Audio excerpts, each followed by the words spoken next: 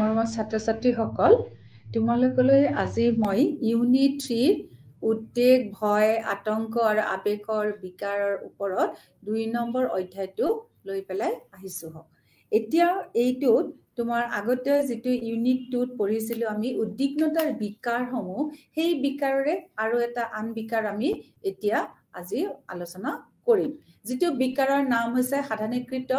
উদ্বেগ বিকাৰ, generalized anxiety disorder, চমুকৈ GAD বুলি কয়। G for generalized, A for anxiety, D for disorder. ইয়াৰ আগতে আমি যিখিনি ডিজঅৰ্ডাৰ ইউনিট 2ত আলোচনা কৰিছিলো সেইখিনি আছিল, কিছুমান আছিল সোশিয়েল ফোবিয়া, যে সমাজত গৈ পেলাই তেওঁলোকে লিখিব নোৱাৰে, সমাজৰ আগত কথা ক'ব নোৱাৰে, আৰু কিছুমান আছিল তোমাৰ এগাৰোফোবিয়া, যে মাৰ্কেটত যাব নোৱাৰে বা বন্ধ কোঠাত থাকিব নোৱাৰে, এনেকুৱা ধৰণৰ বিকাৰবিলাকক আমি আলোচনা কৰিছিলো। আৰু এনজাইটি যিবিলাক আমি এতিয়া আলোচনা কৰিম, সেইটো পাৰ্ট আছিল আমাৰ ফোবিয়াৰ ওপৰত। যেনেকুৱা কৈছিলো যে মানুহে জন্তু দেখিলে ভয় খায়, লিফ্টত উঠিব নোৱাৰে, বন্ধ ঘৰত মানে বেছি সময় থাকিব নোৱাৰে, চিৰি দি বগাব নোৱাৰে, এনেকুৱা ধৰণৰ আতংকময় পৰিৱেশৰ বিষয়ে আমি যোৱা অধ্যায়টোত আলোচনা কৰিছো। এইটো অধ্যায়ত আমি আলোচনা কৰিব লৈছো আমাৰ কিছুমান বিকাৰৰ বিষয়ে। সেইটো আছিলে ফোবিয়াৰ বিষয়, ডিজঅৰ্ডাৰ কিছুমানৰ বিষয়ে আমি সাধাৰণভাৱে থকা মানুহৰ জন্মতে লৈ অহা সাধাৰণভাৱে থকা বিকাৰসমূহৰ বিষয়ে আলোচনা কৰিছিলো। এইবাৰ আমি আলোচনা কৰিম কি হলে আমাৰ উদ্বেগটো হয়, কি সেই উদ্বেগৰ পৰা আমি ভয় খাই আতংকময় পৰিস্থিতিৰ শিকাৰ হওঁ, আৰু কিছুমান আবেগৰ বিকাৰ বিষয়ে আলোচনা কৰিম। ইয়াত আচলতে আমি আলোচনা কৰিম GAD আৰু OCDৰ বিষয়, অবসেসিভ কম্পালসিভ ডিজঅৰ্ডাৰ আৰু জেনাৰেলাইজড। এতিয়া প্ৰথমতে আমি আলোচনা কৰো সাধাৰণীকৃত উদ্বেগ বিকাৰনো কি। পেজটো উলিয়াই লোৱা, 79 page number, unit 3 3.1, generalised anxiety disorder. Generalised anxiety ডিজঅৰ্ডাৰৰ অসমীয়া অৰ্থটো হ'ল সাধাৰণীকৃত উদ্বেগ বিকাৰ। ই হৈছে জীৱনৰ একাধিক ঘটনা আৰু কাৰ্যকলাপৰ বিষয়ে দীৰ্ঘম্যাদী, অত্যাধিক আৰু অযুক্তিকৰ চিন্তাৰ স্থিতি।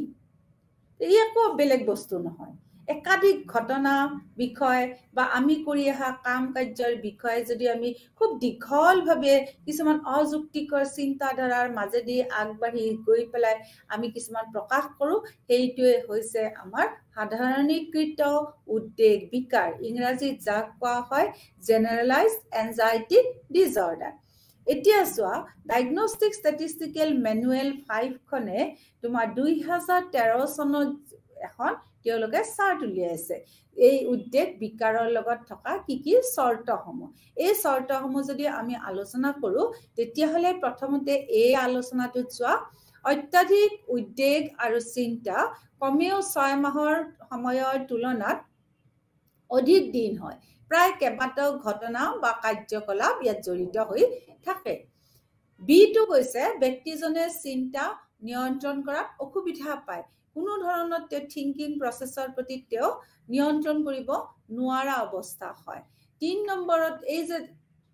চিটো দিছে চোৱা, উদ্বেগ আৰু চিন্তা নিম্নলিখিত 3 বা ততোধিক লক্ষণৰ সৈতে ই কি হৈ থাকে, সম্পৰ্কিত হৈ থাকে।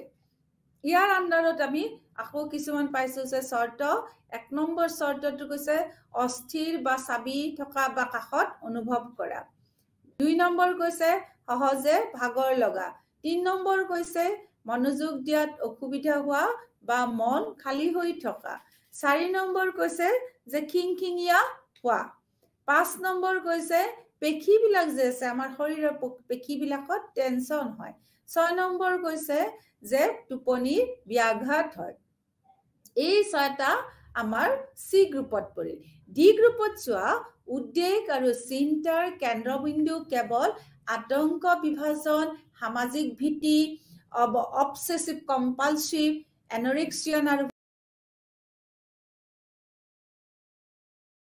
বা গুৰুতৰ ৰোগ হোৱা, আৰু উদ্বেগ আৰু চিন্তা কেৱল আঘাতৰ পিছত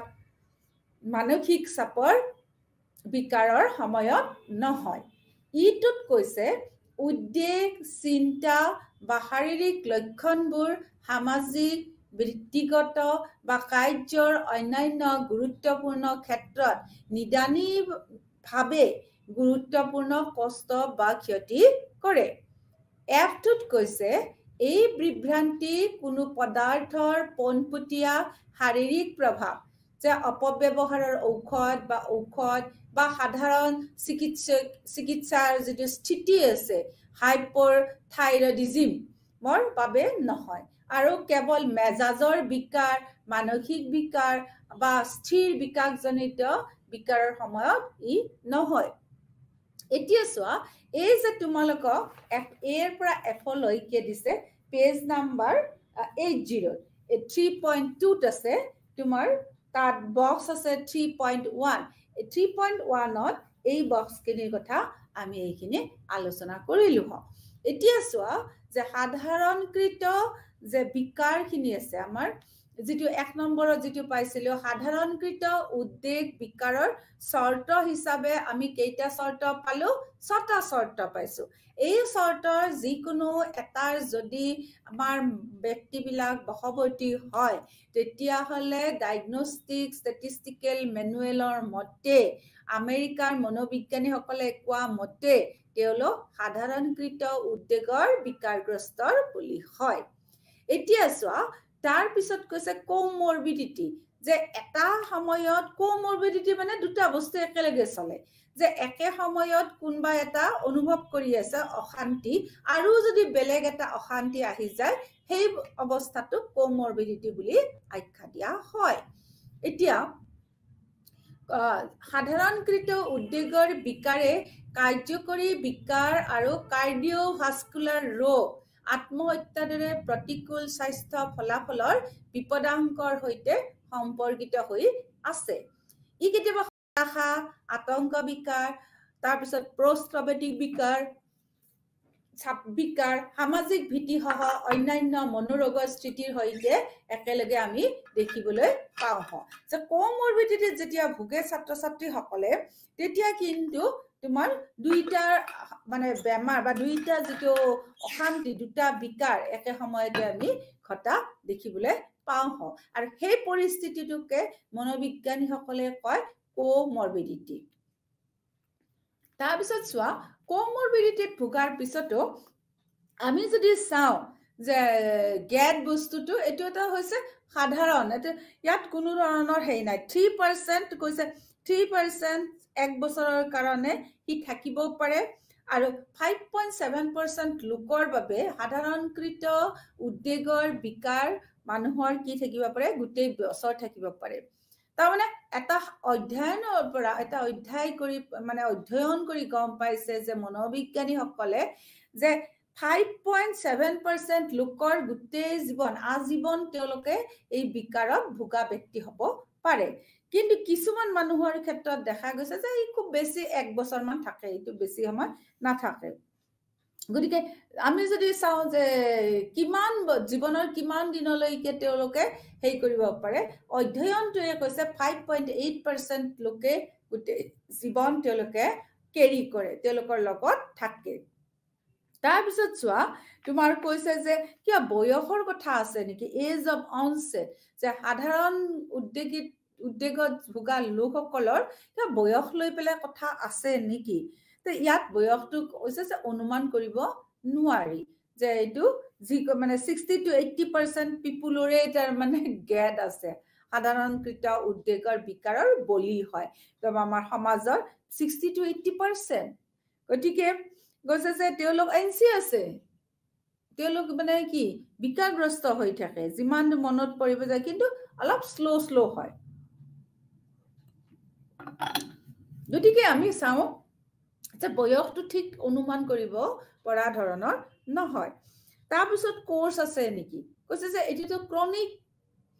ক্ৰনিক ডিসঅৰ্ডাৰ যে 12 ইয়াৰ যদি তেওঁলোকে অধ্যয়ন কৰিলে 12 বছৰ অধ্যয়নৰ মূৰত তেওঁলোকে গম পালে যে 42% মানুহে কি হৈছে এইটো গুছাব নোৱাৰে এইটো মানুহৰ একেবাৰে মৰিলেহে লগত যায় গতিকে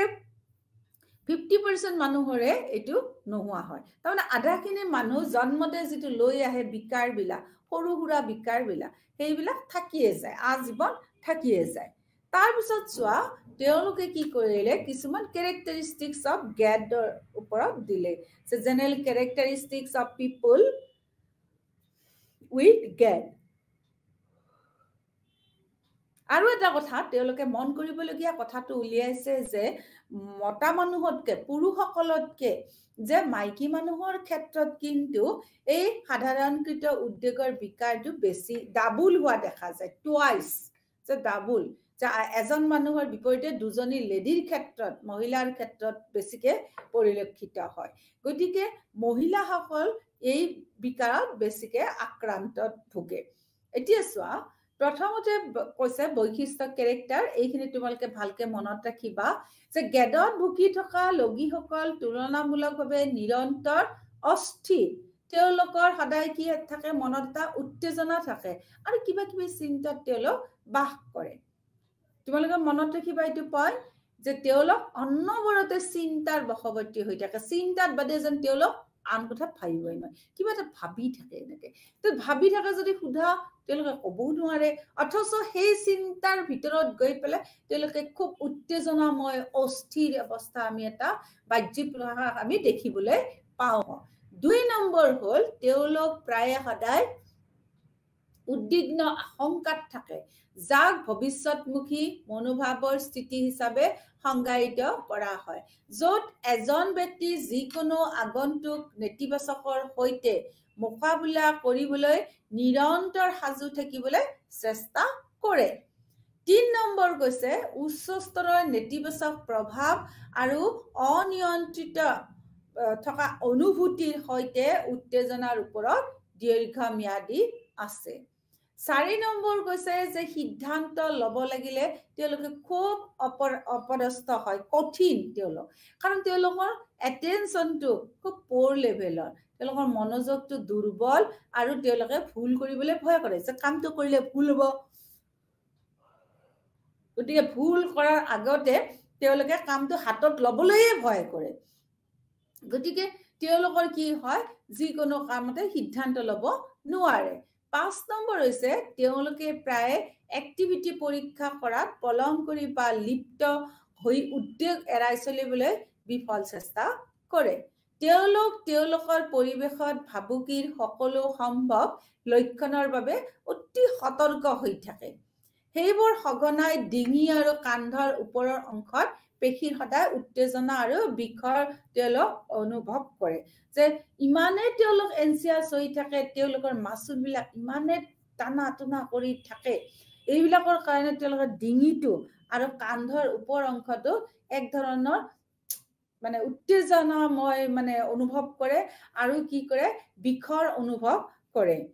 8 নম্বৰটো চোৱা এই যে এনজাইটিত থাকে তেওঁলোক যে সাধাৰণকৃত উদ্যোগৰ বিকাৰত ভোগা লোকসকলে কি কৰে তাৰ পৰা পৰিত্ৰাণ পাবলৈ হলে তেওঁলোকৰ টোপনিটো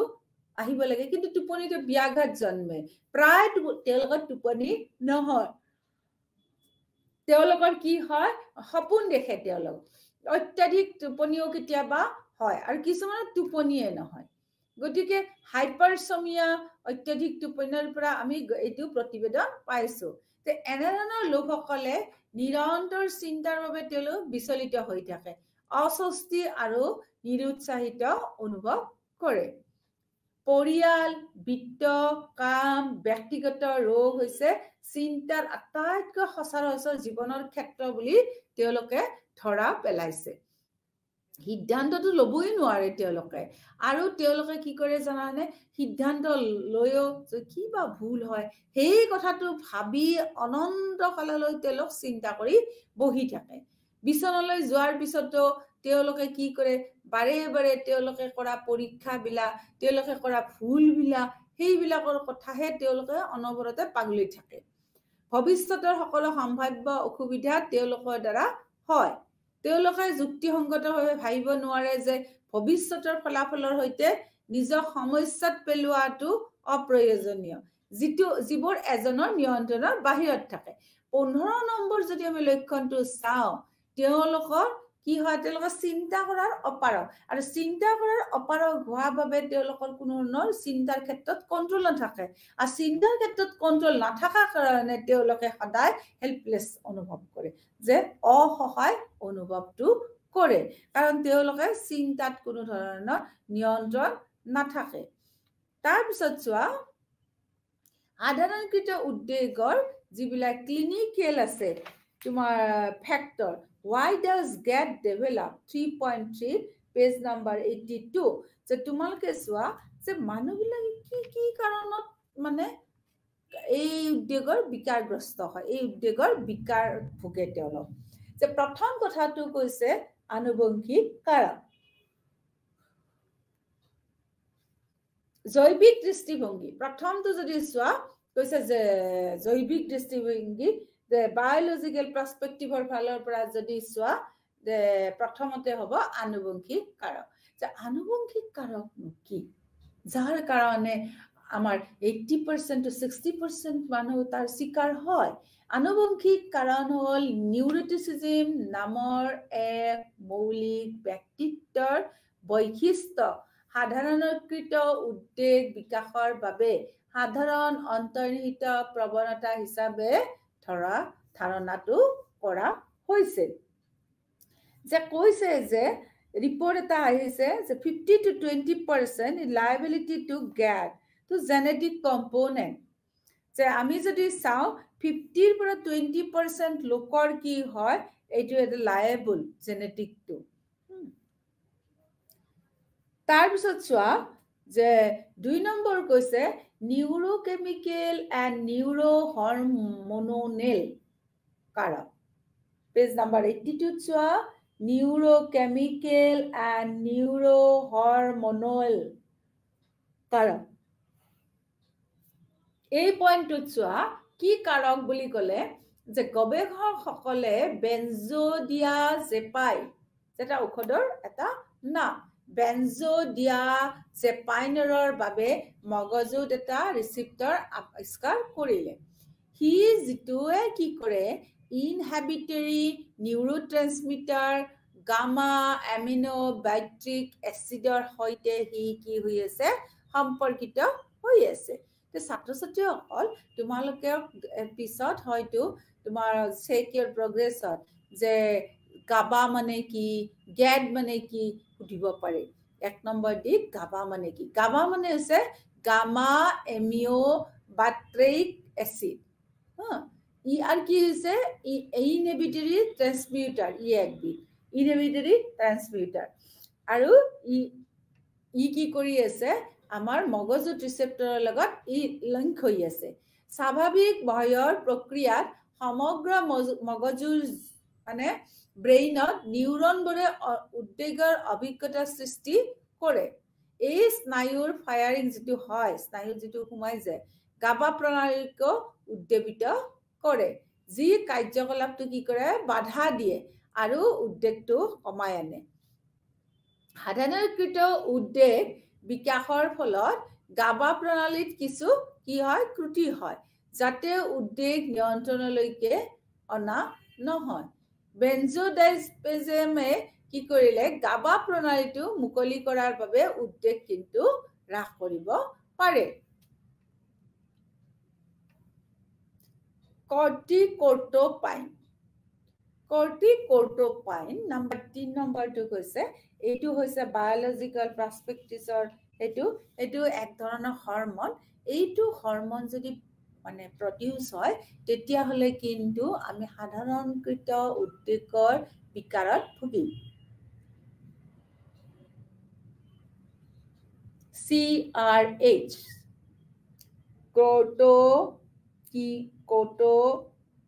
কৰ্টিকোট্ৰোপাইন কি কৰে এক ধৰণৰ হৰমন আমাৰ সৃষ্টি কৰে যেটো হৰমনে কি কৰে আমাৰ উদ্বেগবিলাক উলিয়াই দিয়ে ই উদ্বেগ উৎপাদক হৰমন তাৰ পিছত এই তিনটা পইণ্ট তোমালোকে মনত ৰাখিবা তাৰ পিছত সাইকোলজিক্যাল পাৰ্সপেক্টিভছ মনোবিশ্লেষণমূলক দৃষ্টিভংগীৰ পৰা যদি আমি চাও তেতিয়া সাধাৰণকৃত উদ্বেগৰ বিকাৰ কিয় হয় যে এইটো উদ্বেগ হয় এক নিৰন্তৰ অচেতন সংগ্ৰামৰ ফলাফল। মানুহ উদ্বেগৰ কাৰণবিলাক নাজানে। মই কিয় এনজাইটিত ভুগি আছো এইটো মই নাজানো, কিন্তু নাজানিলেও ইয়াৰ পৰা কিন্তু মই সহজে কি কৰিব নোৱাৰো, পৰিত্ৰাণ পাব নোৱাৰো। এইটো হৈছে সাইকোলজিকেল পাৰ্সপেক্টিভ। আৰু কিছুমান আমাৰ উদ্বিগ্নতাটো কিন্তু আমি নিজেই গম নাপাওঁ কিয় আমি উদ্বিগ্নতাৰ শিকাৰ হওঁ, কিন্তু আমি ইফালে পলাবও নোৱাৰো তাৰ পৰা, কাৰণ আমাৰ কি অন্তৰত আছে ইগোৰ কথা। গতিকে আমি ইগোৰ কাৰণে আমি কিন্তু সেই উদ্বেগৰ পৰা আমি আঁতৰি আহিব নোৱাৰো। তাৰপিছত কৈছে আচৰণগত দৃষ্টিকোণ, আচৰণগত দৃষ্টিভংগী। ৱালপুলৰ মতে তেওঁ কৈছে যে উদ্বেগৰ উদ্ভৱ হ'ব পাৰে এক পাৰিপাৰ্শ্বিক কাৰণ। যি ব্যক্তিয়ে তেওঁৰ দিনটোৰ বেছিভাগ সময় আন লোকৰ সৈতে কটায়, তেওঁ লোক বা সামাজিক পৰিস্থিতিৰ বাবে কেতিয়াবা উদ্বিগ্ন হ'ব পাৰে, কাৰণ তেওঁ সমাজৰ বাহিৰতে বেছিভাগ সময় ঘূৰি ফুৰে। গতিকে আন মানুহক তেওঁ লগ পায়, আন মানুহৰ লগত কথা পাতে, আৰু তেওঁ কি কৰে, সেই মাজেদি তেওঁলোক কি হয়, সমাজৰ লগত পৰিচিত হয়। সেই মানুহবিলাক যিমানে মানুহ লগ পায় সিমানে সমাজৰ লগত তেওঁলোকৰ ভাল ধৰণে পৰিচয় লাভ কৰে। যে এই যে পৰিচয় লাভ কৰে, সেই পৰিচয়টোৱে কিন্তু তেওঁলোকৰ এইটো পাৰিপাৰ্শ্বিক কাৰণ বুলি কয়। আৰু সেই পাৰিপাৰ্শ্বিক কাৰণটো কিন্তু আমাৰ গেট ডেভেলপ কৰিব পাৰে। সাধাৰণকৃত আমাৰ যিটো আছে বিকাৰ আছে, এইটো কিন্তু হ'ব পাৰে। তাৰপিছত চোৱা কগনিটিভ বিহেভিয়াৰেল পাৰ্সপেক্টিভ, জ্ঞানীয় আচৰণগত দৃষ্টিভংগী। সাধাৰণকৃত উদ্বেগ বিকাৰ থকা লোকসকলে প্ৰায় ভাবুকি ৰখাৰ দৰে ঘটনাৰ সৈতে কি হয় আৰম্ভ হয়, আৰু তেওঁলোকৰ জ্ঞান ভৱিষ্যতৰ প্ৰত্যাশিত দুৰ্যোগৰ ওপৰত গুৰুত্ব নিদিয়ে।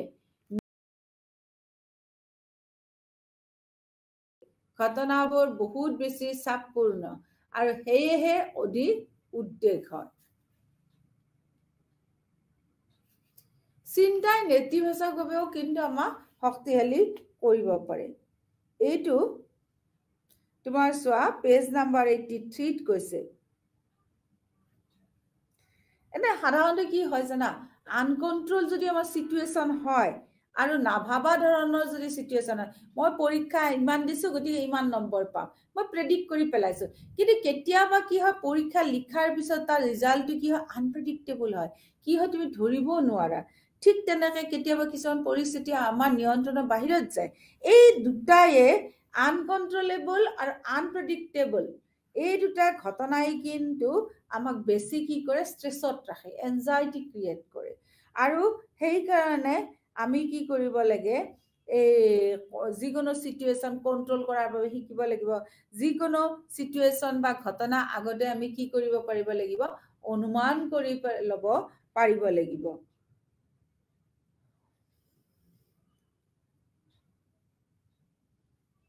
এতিয়া চোৱা ক'লে যে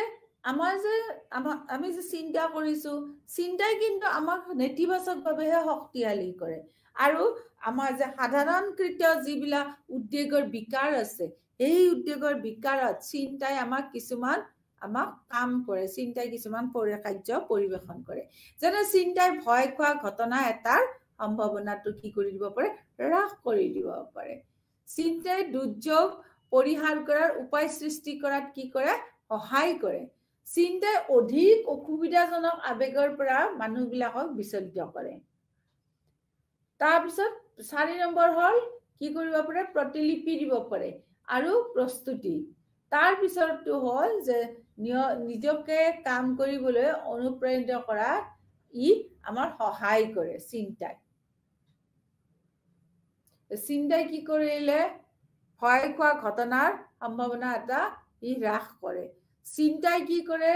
তোমাৰ অধিক অসুবিধাজনক আবেগৰ পৰা ই বিচলিত কৰে। চিন্তাই প্ৰতিলিপি আৰু প্ৰস্তুতি কৰে আৰু নিজকে কাম কৰিবলৈ অনুপ্ৰেৰণা কৰাত সহায় কৰে। এইবিলাক হৈছে চিন্তাৰ ক্ষেত্ৰত। এইবিলাক চিন্তা কৰাৰ কাৰণে যে পৰিণাম হ'ব, সেই পৰিণামটোহে আচল আমাৰ আলোচ্য বিষয়। ই এক উপভোগ্য কাৰ্যকলাপ নহয়। চিন্তাত থাকি মানুহে যিটো কাম কৰে সেই কামৰ ফলাফলটো কিন্তু খুব ভাল কথা নহয়, কিয়নো ইয়াত নেতিবাচক প্ৰলয়ংকাৰী ফলাফলৰ বিষয়ে চিন্তা কৰা অন্তৰ্ভুক্ত থাকে আৰু ইয়াৰ ফলত অত্যাধিক উদ্বেগৰ যিটো অনুভূতি হ'ব পাৰে এই অনুভূতিটো হ'ব পাৰে। ফলত কি হয়, ইয়াৰ ফলত অধিক হস্তক্ষেপমূলক আমাৰ চিন্তা হ'ব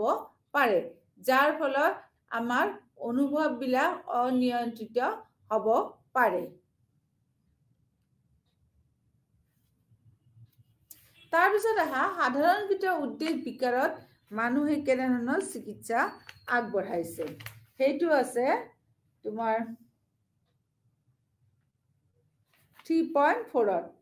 যে treatment of god.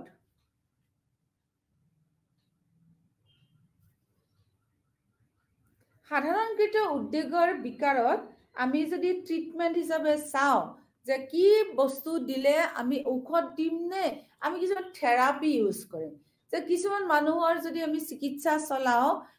Cognitive behavioural therapy দি পেলাই, এইটো থেৰাপি কি বোলে ইংৰাজীত CBT,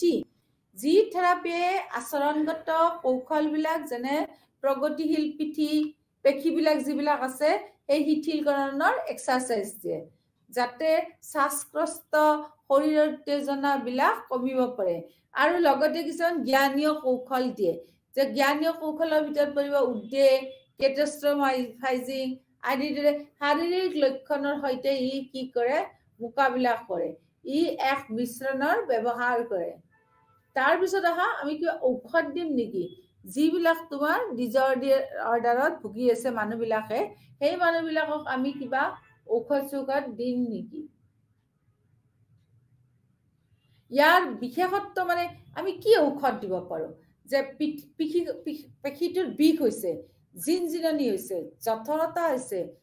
উশাহ নিশাহ লোৱাত আমি কষ্ট পাইছো, তেতিয়া আমি চিকিৎসকৰ ওচৰত যাম। আমি গ'লে তেতিয়া চিকিৎসকে বেনজোডিয়াজেপিন বা অংকিঅলাইটিক খাব দিয়ে, যে আপুনি এই দুটা খাই চাবচোন, বেনজোডিয়াজেপিন আৰু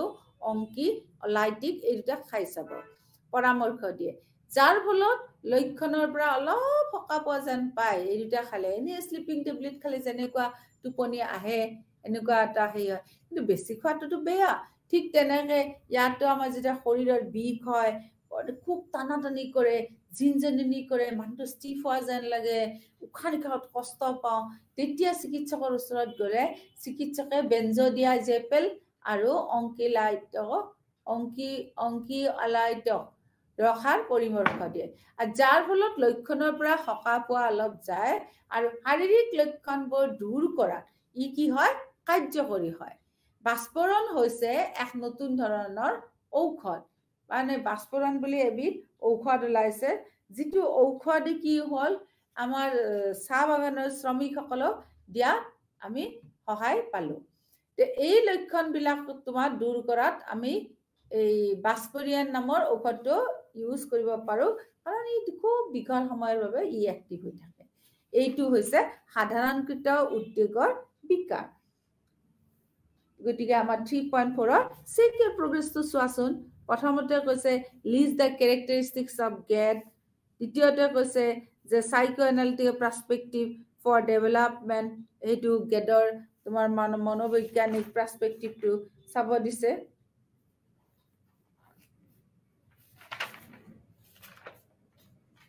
তাৰপিছত 3 নম্বৰ কৈছে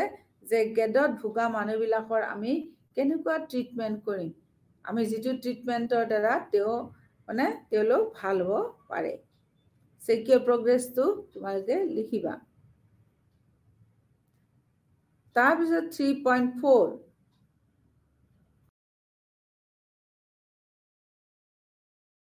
কম্পালচিভ ডিজঅৰ্ডাৰক চমুকে OCD বুলি মই পিছৰ ফালে তোমালোকক বুজাম। আমি OCDত ভোগা বুলি কওঁ। OCDত ভোগা মানে অবসেসিভ কম্পালচিভত ভোগা। ইয়াৰ বিশেষত্ব হৈছে হোৱাট ইজ অবসেসিভ কম্পালচিভ ডিজঅৰ্ডাৰ, যে ই এক ধৰণৰ অবাঞ্ছিত হস্তক্ষেপকাৰী আবেগিক চিন্তা আৰু দুখদায়ক ছবি যিবোৰ সাধাৰণতে কি হয় বাধ্যতামূলক বিকাৰৰ সৈতে লগ হৈ থাকে এই বিকাৰবোৰ আবেগ বা নিষ্ক্ৰিয় কৰিবলৈ কি হয় বা কোনো ধৰণৰ ভয়ংকৰ ঘটনা সংঘটিত হোৱা প্ৰতিহত কৰিবলৈ বাধ্যতামূলক কৰা হয়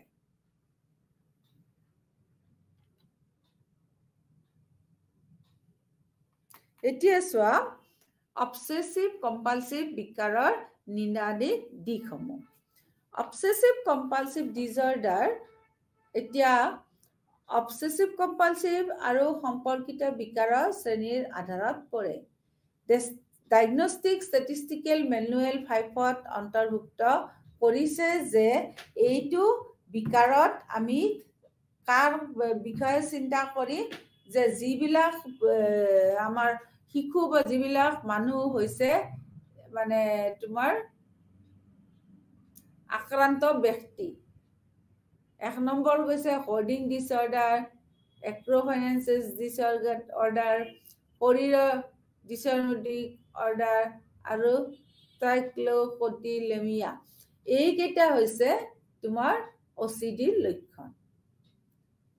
5ত ইয়াক অন্তৰ্ভুক্ত কৰিছে আৰু কি হল অবসেসিভ কম্পালসিভত ভোগা মানুহবিলাকৰ কি লক্ষণ আমি দেখিবলৈ পাওঁ তেওঁলোকৰ যদি হোৰ্ডিং দেখে মাৰ্কেট প্লেছে কোৱা ৰাস্তাতে কোৱা এই হোৰ্ডিং দেখিলেও তেওঁলোকে বিকাৰত ভোগে তেওঁলোকে কি হয় ছাল উঠাই থাকে মানে কথা নাই বতৰা নাই নিজৰ ছাল মানে পানী থাকে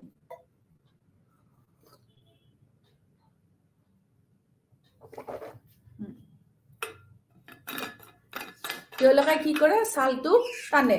আকৌ তেওঁলোকে এটা ডিসঅৰ্ডাৰ হৈছে ট্ৰাইকোটিলেমিয়া যে এনেকে চুলি টানি থাকে এনেকুৱাকে চুলি টানে কেতিয়াবা ছালবিলাক এনেকে থাকে তাৰপিছত কেতিয়াবা ৰাস্তাৰ কাষত যে হোৰ্ডিং দেখা পায় তেতিয়া তেওঁলোকৰ বিকাৰগ্ৰস্ততা থাকে OCD অত্যাধিক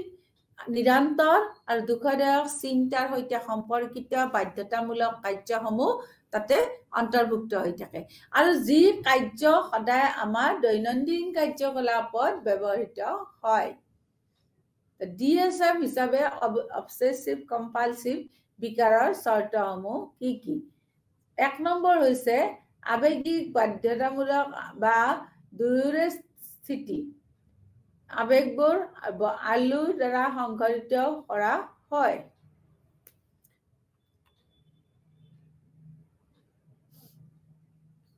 তাৰপিছত চোৱা যে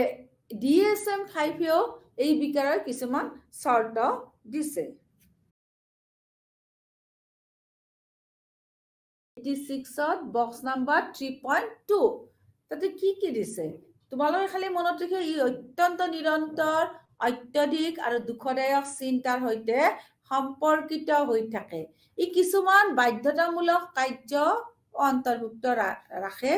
যিবোৰে কি কৰে আমাৰ দৈনন্দিন জীৱনৰ কাৰ্যকলাপত গুৰুত্বপূৰ্ণভাৱে হস্তক্ষেপ কৰে এতিয়া বিকাৰৰ চৰ্তবিলাক চাওঁ হা বক্স নাম্বাৰ 3.2 মতে আবেগ বাধ্যতামূলক the presence of obsession compulsions or both আবেগ বাধ্যতামূলক হ'ব পাৰে আৰু দুইটাৰে উপস্থিতি আবেগবোৰ 1 আৰু 2 দ্বাৰা সংগঠিত কৰা হয় বিভ্ৰান্তিৰ সময়ত কোনো সময় অনুভৱ কৰা বাৰে বাৰে চিন্তা অনুৰোধ বা ছবি হস্তক্ষেপকাৰী আৰু অবাঞ্ছিত হিচাপে আৰু বেছিভাগ ব্যক্তিৰ ক্ষেত্ৰত উদ্বেগ বা দুখৰ সৃষ্টি কৰে 2 নম্বৰ হ'ল যে ব্যক্তিজনে চিন্তা অনুৰোধ আৰু ছবিবোৰ উপেক্ষা বা দমন কৰিবলৈ বা আন কোনো চিন্তা বা কাৰ্যৰ দ্বাৰা সেইবোৰ নিষ্ক্ৰিয় কৰিবলৈ চেষ্টা কৰা হৈছে 3 নম্বৰত কোৱা যে বাধ্যতামূলকভাৱে 1 আৰু 2 দ্বাৰা সংজ্ঞায়িত কৰা হয় পুনৰাবৃত্তিমূলক আচৰণ যেনে হাত ধোৱা অৰ্ডাৰ দিয়া পৰিষ্কাৰ কৰা মানসিক কাৰ্য, প্ৰাৰ্থনা কৰা, গণনা কৰা, শব্দবোৰ নীৰৱে নীৰৱে মনে মনে তাৰমানে পুনৰাবৃত্তি কৰা, যিবোৰ ব্যক্তিয়ে এক আবেগৰ সঁহাৰিৰ স্বৰূপে বা কঠোৰভাৱে প্ৰয়োগ কৰিব লগা হোৱা নিয়ম অনুসৰি প্ৰদৰ্শন কৰিবলৈ ই কি কৰে, পঠাব লাগিল যে এই পঠোৱাটো অলপ অভাৱ অনুভৱ কৰে। তাৰপিছত হ'ল আচৰণ বা মানসিক কাৰ্যবোৰৰ উদ্দেশ্য হৈছে উদ্বেগ আচৰণ বা প্ৰেৰিত মানে যিখিনি থাকে সঁহাৰি থাকে, গতিকে সেই সঁহাৰিখিনি কি হ'ল তোমাৰ কঠোৰভাৱে প্ৰয়োগ কৰিবলগীয়া নিয়ম অনুসৰি প্ৰদৰ্শন কৰিবলৈ প্ৰেৰিত অনুভৱ কৰে। যে পুনৰাবৃত্তিমূলক আচৰণ, বাৰে বাৰে হাত ধুই থাকে, হা, কিবা এটা বস্তু হলে এনেকে এনেকে পৰীক্ষা কৰি থাকিব, এইবিলাক বাৰে বাৰে কৰা যে পৰীক্ষা কৰে, সেইটোও কিন্তু বিকাৰগ্ৰস্ত মানুহৰ লক্ষণ, যিটো বিকাৰগ্ৰস্ত OCD, অবসেসিভ কম্পালসিভ, বেছি অবসেসিভ টাইপৰ। যে কিছুমান তাৰপিছত প্ৰাৰ্থনা কৰে, প্ৰাৰ্থনা কৰি আকৌ কিছুমানে কি কৰে, অনবৰতে কাউণ্ট কৰে, কিছুমানে আকৌ একে শব্দবিলাকে বিৰ মুখৰ ভিতৰত কৈ ফুৰে। যিবোৰ ব্যক্তিয়ে এক আবেগৰ সঁহাৰি স্বৰূপে বা কঠোৰভাৱে প্ৰয়োগ কৰিব লগা নিয়ম অনুসৰি প্ৰদৰ্শন কৰিবলৈ প্ৰেৰিত অনুভৱ কৰে। 2 নম্বৰ হৈছে আচৰণ বা মানসিক কাৰ্যবোৰৰ উদ্দেশ্য হৈছে উদ্বেগ বা দুখ প্ৰতিৰোধ বা হ্ৰাস কৰা বা কিছুমান ভয়ংকৰ বা পৰিস্থিতি প্ৰতিৰোধ কৰা। বিত কি লিখিছে, আবেগ বা বাধ্যতাবোৰ হৈছে সময় সাপেক্ষ বা সামাজিক, ব্যক্তিগত বা কাৰ্যৰ অন্যান্য গুৰুত্বপূৰ্ণ ক্ষেত্ৰত নিদানিকভাৱে গুৰুত্বপূৰ্ণ দুৰ্দশাৰ সৃষ্টি কৰে। চি কৈছে যে আবেগিক বাধ্যতামূলক লক্ষণবোৰৰ শাৰীৰিকভাৱে প্ৰভাৱৰ বাবে দায়ী নহয়। যিবিলাক আবেগিক আৰু বাধ্যতামূলক লক্ষণ আছে, সেইবিলাক যে আমাৰ শাৰীৰিক প্ৰভাৱৰ বাবে হ'ব, সেইটো নহয়, শাৰীৰিক প্ৰভাৱৰ বাবে ই নহয়। আন এটা মানসিক বিকাৰ লক্ষণৰ দ্বাৰা বিভ্ৰান্তিটো ভালদৰে বৰ্ণনা কৰা নহয়। অত্যাধিক কেতিয়াবা চিন্তা কৰিলেও মানুহ বিকাৰগ্ৰস্ত হয়, শৰীৰটো ডিছমৰ্ফিক বিকাৰ হয়, যেনে শৰীৰৰ ডিছমৰ্ফিক বিকাৰবিলাক অলৰেডি তোমালোকক কৈছোৱে। তাৰপিছত কিছুমান কেনেকুৱা হয়, আচাৰ অনুষ্ঠানমূলক খোৱা আচৰণটো ঠিক ঠাক নালাগে। তাৰোপৰি ৰোগৰ উদ্বেগ বিকাৰ, যৌন বিকাৰ, অটিজিম, এইবিলাক আদি মানে চিন্তা কৰিব পাৰে। তেজস্ক্ৰিয়া বা আচৰণৰ পুনৰাবৃত্তিমূলক প্ৰকাৰৰ দৰে চিন্তা কৰিব পাৰে। DSM-5ৰ মতে আবেগ জড়িত হৈ মানে যিবিলাক থাকে মানুহ, সেই মানুহবিলাকৰ আবেগবিলাক কিন্তু স্থায়ী আৰু পুনৰাবৃত্তিমূলক অনুপ্ৰৱেশকাৰী চিন্তা, ছবি বা অনুভূতি, যিবোৰ বিৰক্তিকৰ, যিবোৰ অনুপযুক্ত আৰু অনিয়ন্ত্ৰিত বুলি অনুভৱ কৰা হয়, সেইবিলাকক কিন্তু বাধ্যবাধকতা হ'ব পাৰে। প্ৰকাশ্য পুনৰাবৃত্তিমূলক আচৰণ, যিবোৰ দীঘলীয়া অনুষ্ঠান হিচাপে সম্পন্ন কৰা হয়। অধিক গোপন মানসিক আচাৰ ব্যৱহাৰ হ'ব পাৰে। বাধ্যতামূলক আচৰণসমূহ দুখ প্ৰতিৰোধ বা হ্ৰাস কৰা বা কোনো ভয়ংকৰ পৰিঘটনা বা পৰিস্থিতি প্ৰতিৰোধ কৰাৰ লক্ষ্যৰে কৰা হয়। তাৰপিছত OCDয়ে কি কৰে, জীৱনৰ মানটো হ্ৰাস কৰে। অবসেসিভ কম্পালসিভ ডিসঅৰ্ডাৰে মানুহৰ গতিবিধিটো হ্ৰাস কৰে আৰু যথেষ্ট কাৰ্যক্ষম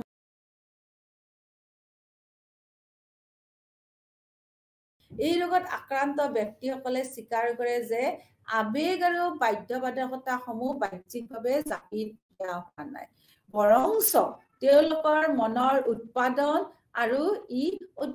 অৰ্থহীন আৰু অত্যাধিক আবেগিক চিন্তাৰ লগত দুখনৰ ভয়,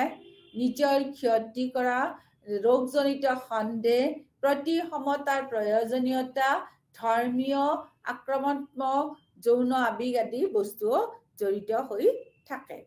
OCD ৰোগীয়ে অৰ্থহীন আৰু কেতিয়াবা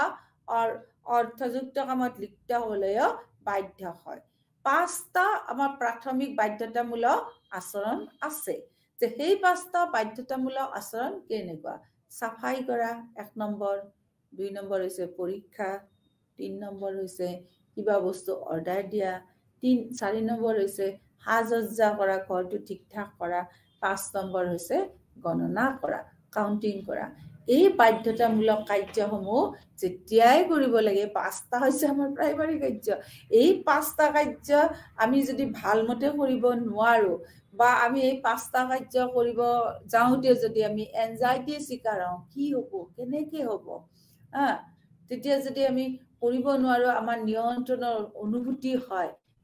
সেই হকাটো অকল্পনীয় হয়, তেতিয়া ব্যক্তিজনে কাৰ্যটো পুনৰাবৃত্তি কৰি থাকিব লাগে। চাফাই কৰিছো, চাফা হোৱা নাই, আকৌ চাফা কৰিব লাগে। এনেকুৱা ধৰণৰ কাম চামে কিন্তু মানুহক কিন্তু উদ্বেগ কৰে। পৰীক্ষাৰ সময়ত আমিতো বিকাৰগ্ৰস্ত সময় উদ্বেগৰ, যে আমাৰ কি হ'ব, কালি পৰীক্ষা আছে, এইটো নৰ্মেল ঘটনা। কিবা বস্তু অৰ্ডাৰ দিব লাগিল, অৰ্ডাৰ দিওঁতে কি হয়, বাৰ বাৰ কাটে আৰু আনে। এইবিলাক বিকাৰ, বা ৰুমটো ধুনীয়াকে সজাই লোৱা, এইটো আমাৰ এটা মানে দৈনন্দিন ঘটনা, পৰিঘটনা। দৈনন্দিন এইবিলাক কাৰুকাৰ্যৰ লগত বা কেতিয়াবা আমি কাউন্টিং কৰিব লাগে, 1 + 1 2 3 4 এনেকুৱা কাউন্টিং, এইবিলাক নৈমিত্তিক ঘটনা নহয়, সদায় নিত্য মানে ঘটনা। এই ঘটনাসমূহৰ লগত যেতিয়া আমি কি হয় কাৰ্যবিলাক সম্পাদন কৰিব যাওঁ, তেতিয়া কিন্তু বিকাৰগ্ৰস্ত লোকসকলে, যদি আমাৰ বিকাৰ আছে, তেতিয়া বিকাৰগ্ৰস্ত লোকসকলে, অবসেসিভ কম্পালসিভ বিকাৰগ্ৰস্ত লোকসকলে কি কৰে, এনজাইটিত ভোগে, বাধ্যতামূলক, আৰু যিহেতু নিয়ন্ত্ৰণৰ অভাৱ হয়। আকৌ সি কি কৰে, সি বাৰে বাৰে একে কামেই কৰি থাকে, কাৰণ তাৰ কন্ট্ৰলেই নাই, সি বাৰে বাৰে একে কামেই কৰি থাকে। আচ্ছা, অন্যান্য বিকাৰ যে হ'ল, সেই অন্যান্য বিকাৰৰ লগত তেওঁলোকৰ কিন্তু কিছুমান আমি কোমৰবিডিটিও দেখিবলৈ পাওঁ। কেনেকুৱা কোমৰবিডিটি দেখো, যে সাধাৰণকৃত বিকাৰৰ লগত তোমাৰ সদায় অবসেসিভ কম্পালসিভ জড়িত হৈ থাকে। সামাজিক ভয়, আতংকৰ বিকাৰ, এইবিলাক একে ধৰণৰ মেজাজ আৰু উত্তেজনামূলক বিকাৰ, এইবিলাক চব OCDৰ সৈতে একেলগে থাকে। আচ্ছা, তাৰপিছত কৈছে যে নিৰ্ভৰশীল আৰু পৰিসৰ কৰা ব্যক্তিত্বৰ বিকাৰসমূহো কিন্তু OCDৰ সৈতে সহ উপস্থিত হ'ব পাৰে। বডি ডিসফৰ্মিক বিকাৰসমূহ, BDD, বডি ডিসফৰ্মিক বিকাৰসমূহ যিবিলাক আছে, যে বডি ডিসফৰ্মিক বিকাৰসমূহ, যে কোনবিলাক বডি ডিসফৰ্মিক, আৰু ট্ৰাইকোটিলোমনিয়া, ট্ৰাইকোটিলোমনিয়া হ'ব পাৰে। ট্ৰাইকোটিলোমনিয়া মানে চুলি উঘলা, তোমালোকে এইটো মনত ৰাখিবা, যে ট্ৰাইকোটিলোমিয়া মানে চুলি উঘলা। তাৰপিছত বডি ডিসফৰ্মিক ডিজঅৰ্ডাৰ মানে মানুহৰ শৰীৰটো অনবৰতে উত্তেজিত হৈ থকা। তাৰপিছত কৈছে যে স্কিন পিকিং, তাৰপিছত এক্সকৰ্ষণ, এইবিলাক সৈতে কি হৈ থাকিব পাৰে, সি একেলগে থকা দেখা যায়।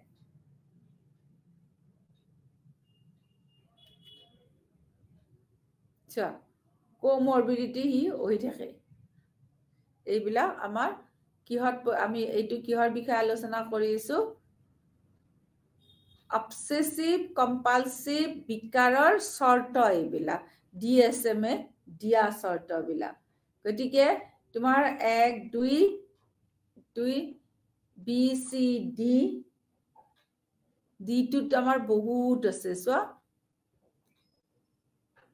গতিকে এই যে শৰীৰ ডিসফৰ্মিক বিকাৰ, তাৰপিছত তোমাৰ ছাল প্ৰিকিঙৰ ট্ৰাইকোটিলোমনিয়া বিকাৰ, এইবিলাক একেলগে থাকে। আৰু DSM-5 কি কৈছে, এইবিলাক কি কৰো, আবেগটো কি হৈছে, জড়িত হৈ থাকে, স্থায়ী আৰু পুনৰাবৃত্তিবিলাক অনুপ্ৰৱেশকাৰী হৈ থাকে। গোপন মানসিক ৰোগৰ সেই হ'ব পাৰে, যে বাধ্যতামূলক আচৰণ দুখ প্ৰতিৰোধ বা হ্ৰাস কৰা বা কোনো ভয়ংকৰ পৰিঘটনা বা পৰিস্থিতি প্ৰতিৰোধ কৰাৰ লক্ষ্যৰে কৰা হয়। তাৰপিছত চোৱা, এতিয়া OCD কি কৰিলে মানটো হ্ৰাস কৰিলে এটো আছে পেজ নাম্বাৰ 87 দে পেজ নাম্বাৰ তেওঁলোকে স্বীকাৰ কৰে যে মানে OCD ব্যক্তি সকলে কি লেংদি ৰিচুৱেলত থাকে বাৰে বাৰে হাত ধুৱে বাৰে বাৰে চেকিং কৰে কিবা এটা বস্তু থৈ পেলাই আকৌ এবাৰ তেওঁলোকে কি কৰে চাই থলে নে নাই এইবিলাক হৈছে তেওঁলোকৰ একোটা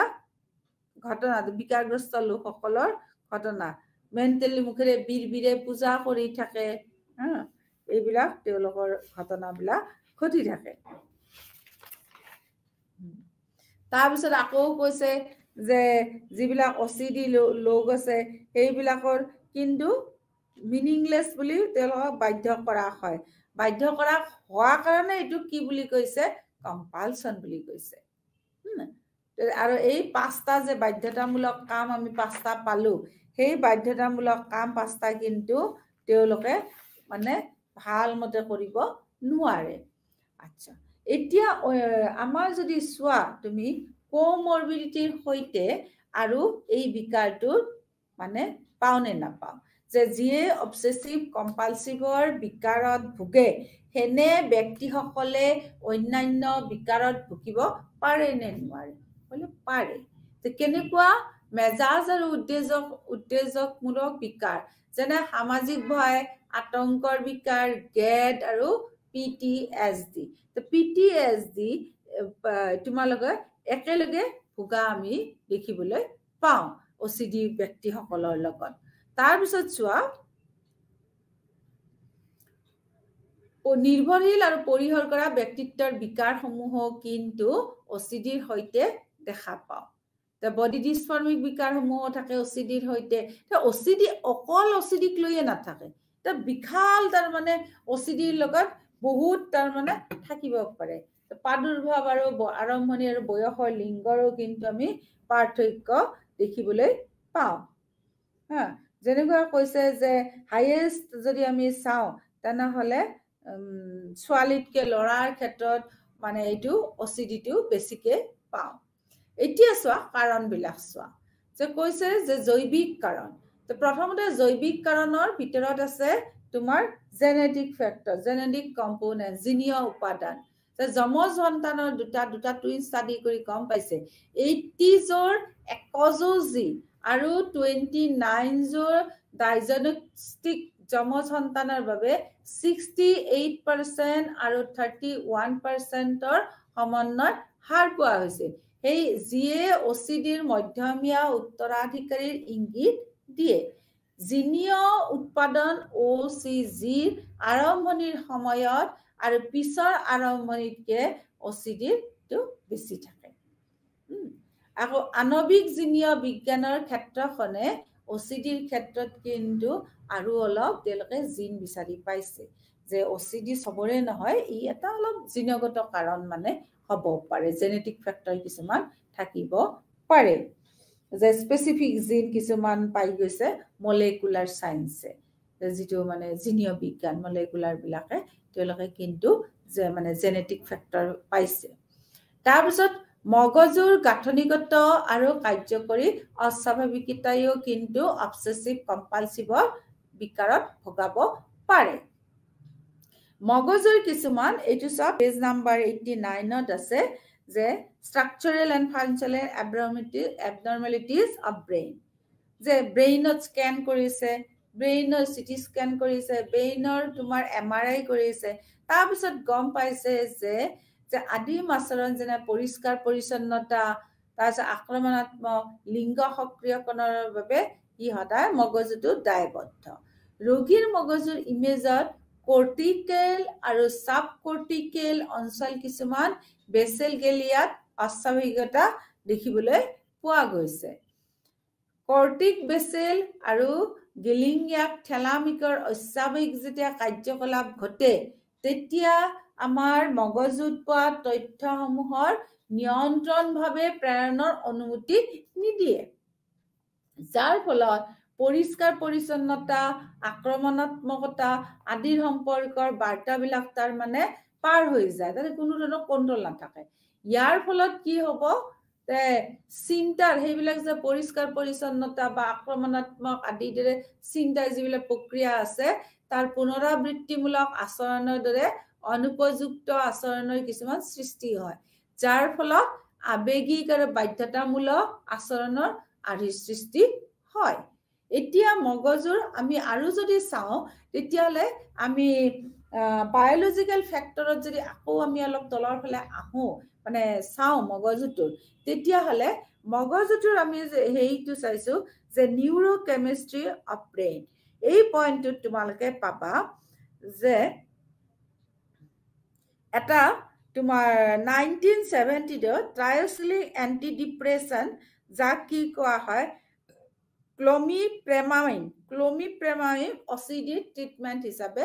লৈছিলে। যে চেৰটনিৰ যে কাৰ্যকলাপ বৃদ্ধি হ'লেও কিন্তু আমি অচিডিৰ লক্ষণ আমি দেখিবলৈ পাওঁ। চেৰটনাৰ্জিক কাৰ্যকলাপখিনি সেইকাৰণে বৃদ্ধি কৰিব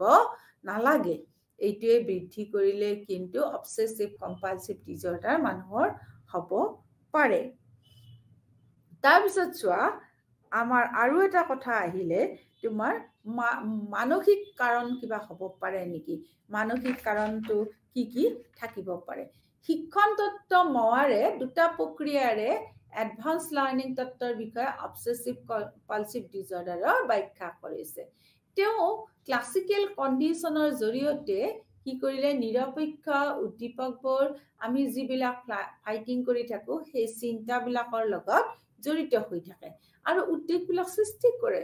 এই মডেলে প্ৰকাশ কৰিছে যে অচিডি ৰোগত আক্ৰান্ত ব্যক্তিজনক উদ্বেগটো হ্ৰাস কৰাটো এক ধৰণৰ বাধ্যতামূলক আৰু সেই বাধ্যতামূলক তেওঁ কাৰ্যত কি কৰিব লাগে লিপ্ত হ'বলৈ নিদিয়াকৈ উদ্বেগ সৃষ্টিকাৰী পৰিস্থিতিৰ সন্মুখীন হ'লে চিকিৎসকৰ সহায়ক হ'ব। তাৰপিছত চোৱা জ্ঞানমূলক দৃষ্টিভংগী যিটো কৈছে তোমাৰ কগনিটিভ পাৰ্সপেক্টিভ।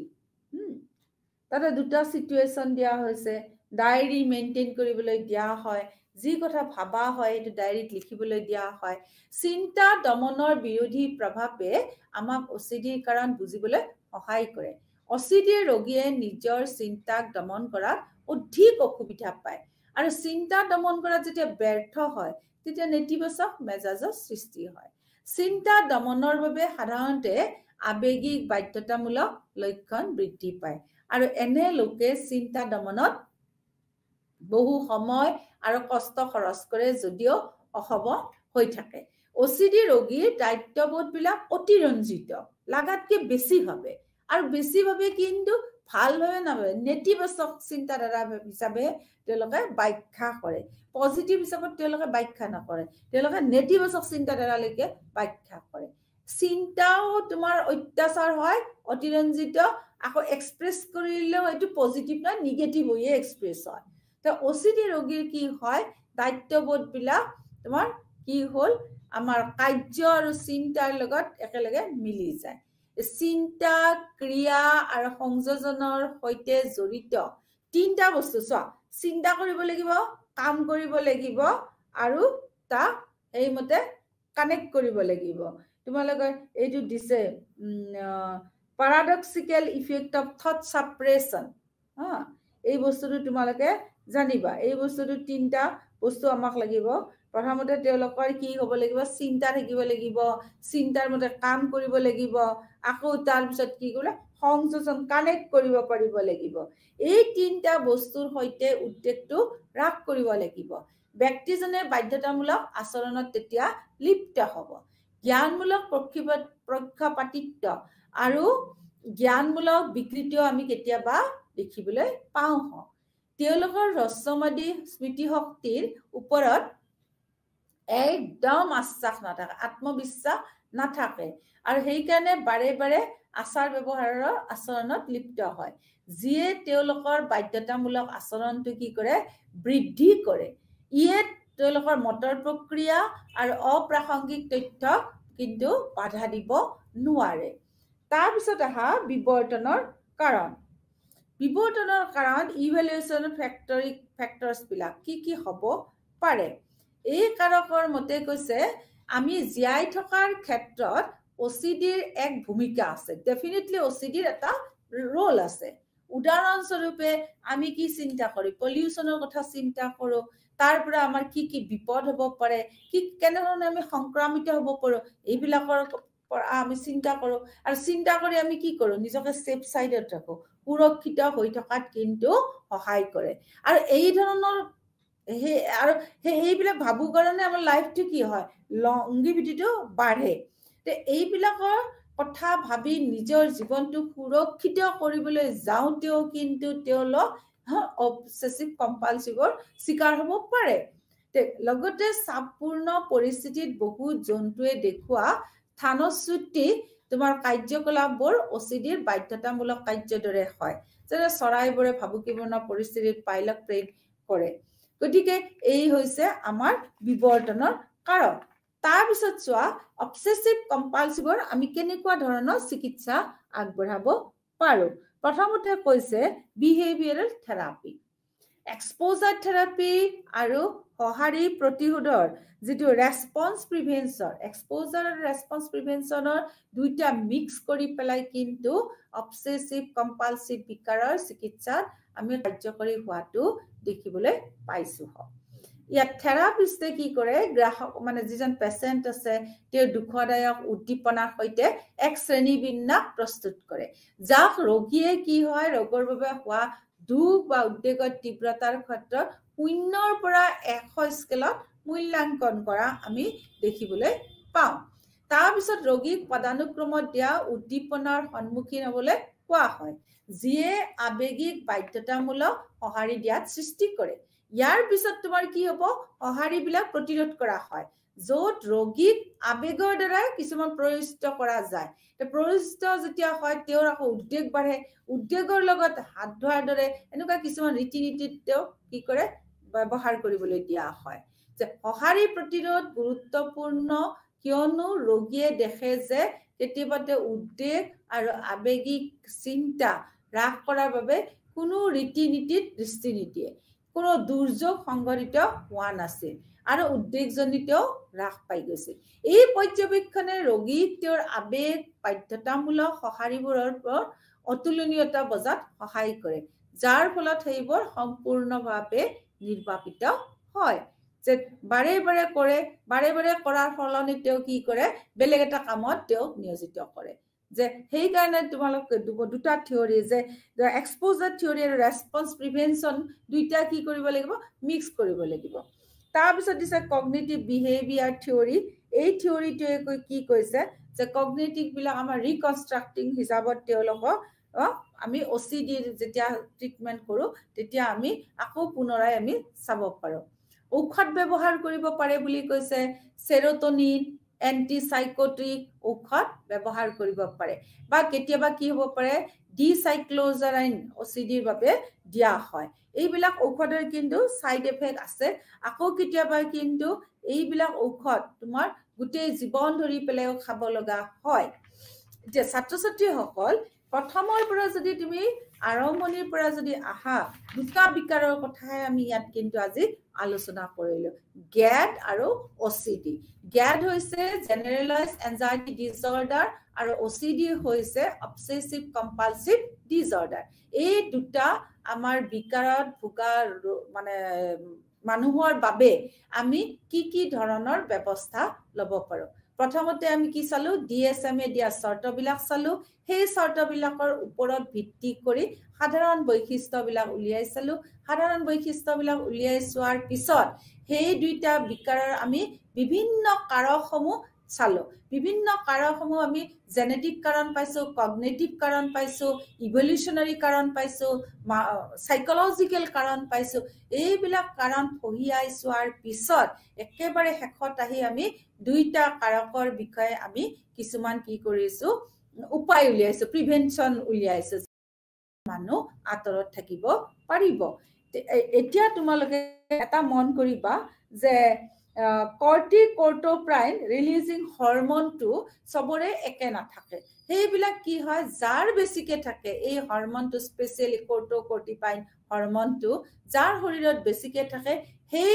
হৰমনটোৱে কি কৰে সেই মানুহজনৰ তাতে উদ্বেগৰ বিকাৰ বেছিকৈ কৰে, এনজাইটি বেছি কৰে। সেইকাৰণে মেন টু মেন ভেৰি কৰে এনজাইটিটো পাৰ্চেণ্টেজ। আজিলৈ ইয়াতে এৰিছোঁ। ধন্যবাদ, নমস্কাৰ।